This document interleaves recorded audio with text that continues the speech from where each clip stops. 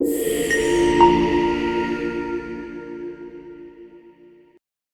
Dear student, so welcome to Abhyas Karo. अभी तक इस सीरीज में हमने दो लेवल कंप्लीट किए हैं हमारे सॉल्यूशन चैप्टर के केमिस्ट्री के। आई होप आप लोगों को एक अच्छी अंडरस्टैंडिंग, एक अच्छा कॉन्सेप्ट बना होगा। अगर आपको कहीं भी प्रॉब्लम आती है तो आप कमेंट बॉक्स में लिखिए, ठीक है। तो चलिए आज से हम शुरू करते हैं level 3 of solution chapter. Okay, इससे पहले अगर आप लोगों को यहाँ सीरीज में समझ में आ रहा है, अंडरस्टैंडिंग आ रही है, तो जल्द से जल्द अभ्यास करो कि एप्लीकेशन डाउनलोड कीजिए, लॉग इन कीजिए। हर एक सब्जेक्ट के लिए आपको चैप्टर 1 जो रहेगा वो कम्प्लीटली फ्री रहेगा, ठीक है। चलिए तो शुरू करें। हमारा question number 1, level 3। Which of the following condition is not obey by ideal solution. तो आइडियल सोल्यूशंस जो है वो कौन सी कंडीशन को फॉलो नहीं करते हैं। तो आइडियल सॉल्यूशंस रहते हैं उनमें डेल्टा एच मिक्सिंग क्या रहता है, 0 रहता है। डेल्टा वी मिक्सिंग 0 रहता है। डेल्टा एस मिक्सिंग क्या रहता है, 0। दैट मीन्स दो आइडियल सोल्यूशन मतलब दो लिक्विड को मिक्स करने के बाद भी उनकी एंथैल्पी में कोई चेंज नहीं आता, उनका वॉल्यूम बिल्कुल चेंज नहीं होता, और उनका जो एंट्रोपी है वो भी चेंज नहीं होता है, क्योंकि हम आइडियल सोल्यूशन किसे कंसिडर कर रहे हैं, ऐसे दो लिक्विड जिनके बीच में कोई भी इंटरेक्शन नहीं है, ना वो साथ रहने में ज्यादा इंटरेस्टेड है ना वो दूर रहने में। जैसे पहले थे वैसे ही अभी है, जस्ट वो लोग साथ आ गए। तो पहले जितना वेपर प्रेशर एग्जर्ट कर रहे थे अभी उसका दोनों मिलकर साथ में करेंगे। इनमें से कोई भी फैक्टर क्या नहीं होता है, चेंज नहीं होता है। दैट्स वाई उनका जो चेंज रहेगा वो क्या रहेगा, ठीक है। चलिए ऑप्शन देखते हैं। डेल्टा एच मिक्सिंग 0 फॉलो होता है, वी मिक्सिंग फॉलो होता है, डेल्टा एस मिक्सिंग फॉलो होता है। ऑप्शन नंबर सी क्या नहीं फॉलो होता, Raoult's law. Condition is not obey, क्या कही उन्होंने, कंडीशन कही है, ठीक है। Correct answer is option number C, ठीक है। चलिए okay student, so let's proceed with another question. क्या कह रहा है question, which of the following solution containing equimolar concentration has highest freezing point.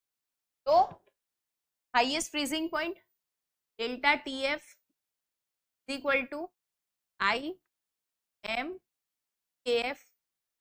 अब उन्होंने क्या कहा, इक्विमोलर, और के एफ तो ऑलरेडी कांस्टेंट है, तो डेल्टा टी एफ होगा वो डायरेक्टली किसके प्रोपोर्शनल हो गया, आई के प्रोपोर्शनल हो गया। आई क्या है, number of particles, number of ions, ठीक है। तो जैसे कि हम यहाँ देखें तो delta T F is equal to T not F means freezing point of pure solvent minus T F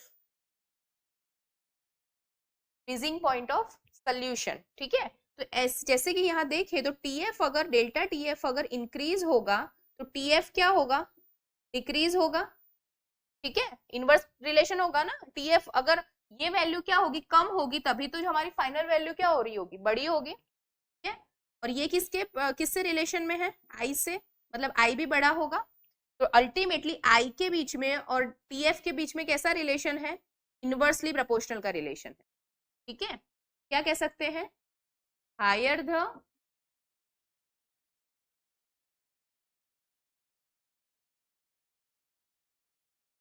value of आई, ठीक है, आई की वैल्यू जितनी ज्यादा होगी lower will be the T F, मतलब जो फाइनल सॉल्यूशन का फ्रीजिंग पॉइंट है वो क्या होगा, कम होगा। तो हमें यहाँ क्या फाइंड करना है, सबका आई फाइंड करना है। अब हमें क्या कहा है, हाईएस्ट फ्रीजिंग पॉइंट, तो to be highest freezing point क्या बनना है, फ्रीजिंग पॉइंट कैसा चाहिए, highest. I should be, I कैसा होना चाहिए, शुड बी लोएस्ट, कैसा होना चाहिए, आई हमारा से कम होना चाहिए। तो चलो ऑप्शंस में देखते हैं आई की वैल्यू सबसे कम कहाँ है। तो अगर मैं सबका आई देखूं ऑप्शंस में तो this is a glucose, dissociate नहीं होगा। आई की वैल्यू क्या होगी, 1। कैल्शियम नाइट्रेट आयोनिक कंपाउंड है, डिसोसिएट होगा। एक कैल्शियम आयन और 2 नाइट्रेट आयन देगा तो टोटल 3 आयंस देगा। C6H5NH3Cl ये तो होगा ही नहीं, ठीक है। लेंथेनम नाइट्रेट, एक lanthanum and 3 nitrate ion, total कितने आयंस दे रहा है 4। यहाँ वैल्यू किसकी लोएस्ट है, ऑप्शन नंबर ए। हमें क्या चाहिए था, lowest value of I.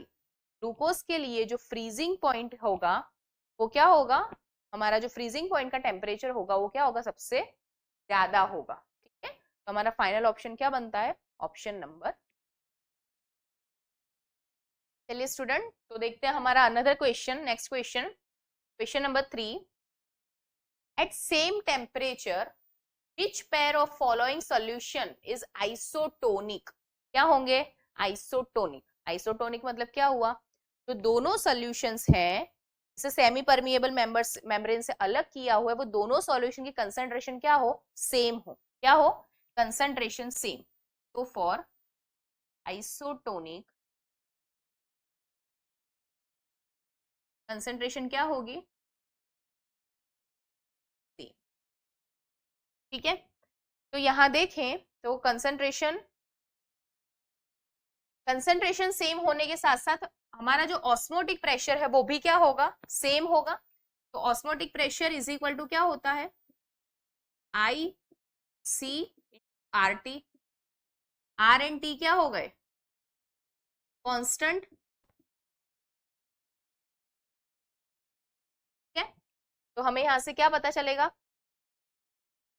Pi is directly proportional to I into concentration. तो हमें क्या देखना है, कॉन्सेंट्रेशन एंड पाई क्या होंगे, सेम होंगे। ठीक है, तो कौन से सॉल्यूशन आइसोटोनिक होंगे, जिनका पाई सेम होगा। तो पाई सेम होने के लिए ये जो वैल्यू है वो क्या होनी चाहिए, सेम। ठीक है, यहां देखें 0.1 molar urea and 0.1 molar NaCl, option number A. Option number A के लिए पाई की वैल्यू क्या होगी, यूरिया है हमारे पास एंड NaCl है। यूरिया के लिए I इंटू सी, आई की वैल्यू क्या होगी यूरिया के लिए, 1 होगा, डिसोसिएट नहीं होगा ना फर्दर, तो 0.1 to 1। NaCl क्या होगा, डिसोसिएट होगा, 2 आयंस देगा, तो आई की वैल्यू क्या होगी 2 इंटू 0.1।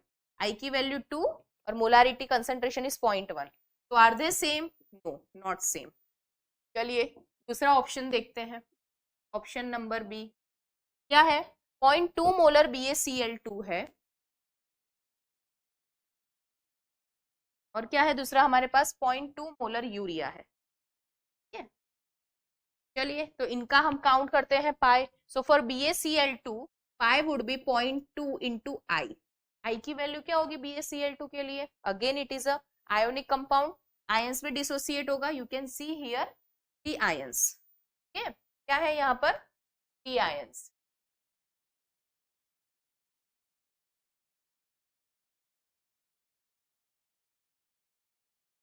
ठीक है, क्या है हमारे पास 3 आयंस है।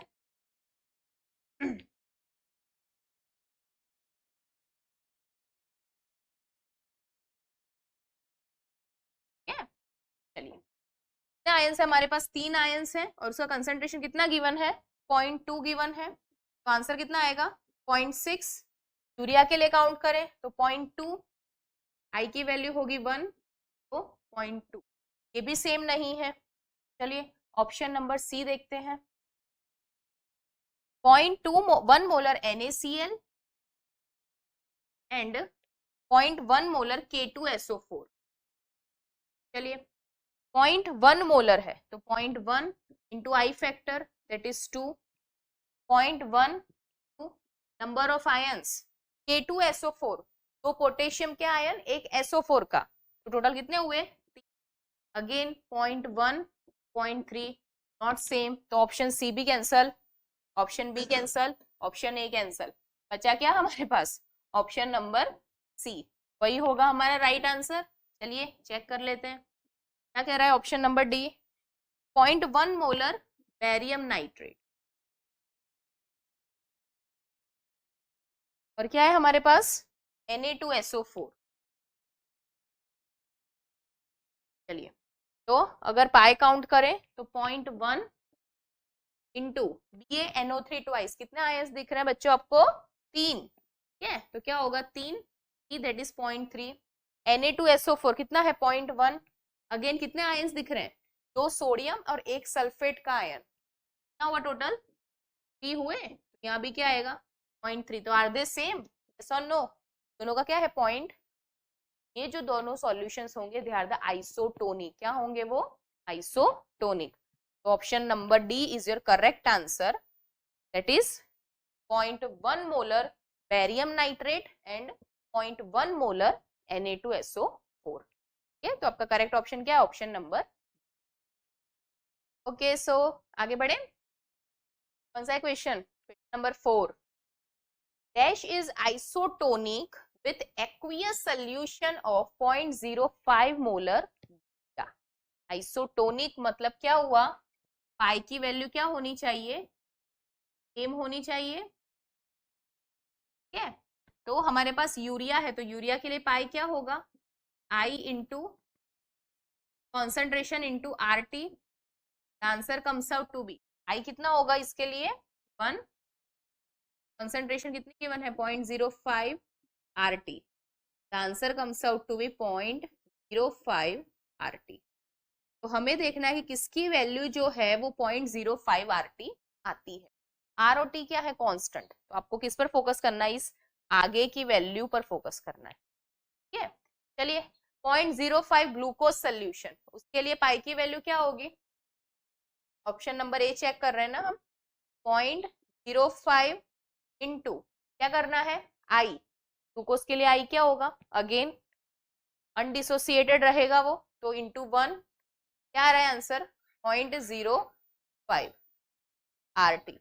यही ऑप्शन सही है, आइसोटोनिक है हमारे के साथ 0.05 मोलर यूरिया के साथ, तो ऑप्शन ए ही हमारा करेक्ट आंसर आ गया। ठीक है, यहाँ भी सेम नहीं होगा, दिख ही रहा है ये तो 0.05 है, 0.05 but I is not 1, 0.01 not even same. ठीक है, यहाँ की वैल्यू क्या आएगी 0.1 आएगी, यहाँ पर यहाँ क्या होगा 0.05 टू 3 होगा आई की वैल्यू, यहाँ क्या होगा 0.005 टू 2 होगा। ठीक है, यू कैन सी तीनों ऑप्शन में से किसी का भी आंसर क्या नहीं आएगा 0.05 बार नहीं आएगा।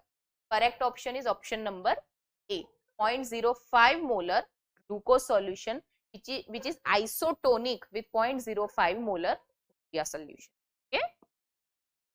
ओके, तो नेक्स्ट क्वेश्चन की तरफ बढ़े, क्या है हमारा question, question number 5। when two solution x and y are separated by semi permeable membrane then solvent moves from y to x। ठीक है, समझो अभी सेमी परमिएबल मेम्ब्रेन क्या होता है ना, दो सॉल्यूशन है जिसे एक मेम्ब्रेन से अलग किया हुआ है, that is semi permeable, it is known as SPM. ठीक है, सेमी परमिएबल मेम्ब्रेन, उस वहां क्या होते हैं पोर्स होते हैं, वो पोर्स की साइज इतनी होती है कि वहां से सॉल्वेंट के मॉलिक्यूल पास हो सकते हैं, बट सल्यूट के मॉलिक्यूल पास नहीं हो सकते because they are bigger in size, that we know. ठीक है, तो सॉल्वेंट के मॉलिक्यूल क्या करते हैं, लोअर कंसेंट्रेशन जहां सॉल्वेंट ज्यादा होगा, हायर कंसेंट्रेशन, तो सॉल्वेंट के मॉलिक्यूल कहां से कहां मूव करते हैं, from lower concentration to higher concentration. ठीक है, सॉल्वेंट की कंसेंट्रेशन कहां ज्यादा होगी, लोअर कंसेंट्रेशन में। ठीक है, वहां ज्यादा होगा सॉल्वेंट, वहां से कहां मूव करते हैं टुवर्ड्स द हायर कंसेंट्रेशन। ठीक है, चलिए तो ऑप्शन देखें, कंसेंट्रेशन ऑफ बोथ सॉल्यूशन। अब यहाँ पर हमारा जो देखिए हमारे पास इस तरह से एक ये मैंने मेम्ब्रेन लगा रखा है, ये है x और ये है y। सॉल्वेंट के मॉलिक्यूल है वो कहां से कहां आ रहे हैं, कहां से कहां आ रहे हैं y टू x। सॉल्वेंट कहां ज्यादा होगा, y में ज्यादा होगा, मोर सॉल्वेंट,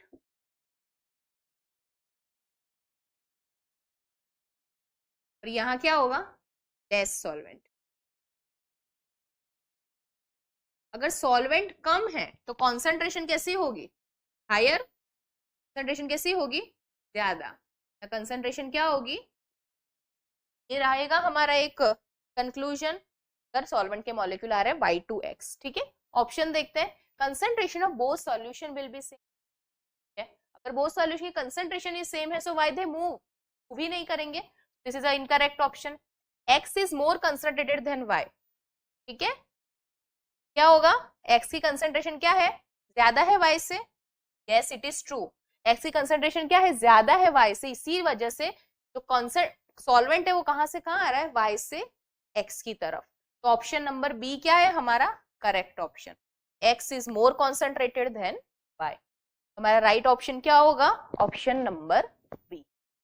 सी क्या है, x is less concentrated, no it has a less solvent, x is pure solvent and y is solution, no ये भी नहीं होगा। तो ऑप्शन नंबर क्या होगा हमारा, इज योर करेक्ट आंसर, कि x की जो कंसेंट्रेशन है वो ज्यादा है y से, कभी y में जो सॉल्वेंट है वो ज्यादा है, जो कहां से कहां मूव कर रहा है, y से x की।